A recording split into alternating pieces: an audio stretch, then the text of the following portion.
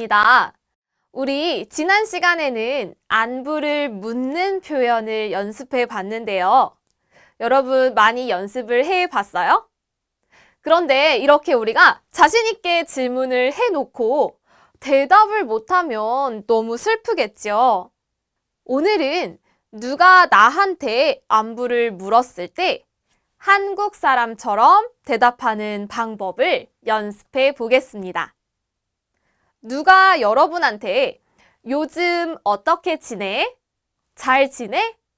이렇게 질문했을 때 특별한 일이 없으면 한국 사람들은 응, 잘 지내. 이렇게 대답을 하거나 특별한 일이 없어 라는 뜻으로 별일 없어. 별일 없어. 이렇게 대답하기도 합니다. 또 항상 똑같아.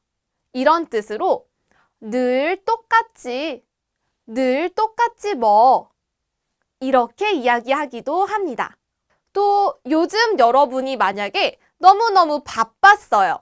바빠요. 그렇게 말하고 싶으면 그냥 요즘 너무 바빴어. 요즘 바쁘게 지내다. 바쁘게 지내고 있어. 이렇게 말하거나 우리 느라고 문법을 배웠지요? 느라고를 써서 요즘 취업 준비를 하느라 너무 바빴어. 이렇게 바쁜 이유를 말할 수도 있습니다. 그리고 또 요즘 너무 힘들었어요? 그러면 요즘 좀 힘들었어. 아니면 힘든 일이 있었어. 이렇게 말씀하셔도 좋습니다. 그리고 또 힘든 이유를 말하고 싶으면 또 해 가지고 문법도 있죠? 그죠? 아어여서 아니면 해 가지고를 써서 이유를 말할 수 있겠죠. 여자친구하고 싸워가지고 좀 힘들었어. 이렇게 표현하시면 됩니다. 요즘 힘들다, 힘들어요 이야기를 할 때 한국 사람들은요, 죽다 라는 표현을 쓰면서 죽겠다 라는 표현도 자주 사용합니다. 이 표현은 쓰기에서는 쓰지 않고 말할 때 쓰는 표현인데요. 그래서 너무 힘들어 이렇게 말하고 싶을 때 힘들어 죽겠어. 죽을 것 같아. 그런 기분이야. 이런 의미로 쓰기도 합니다.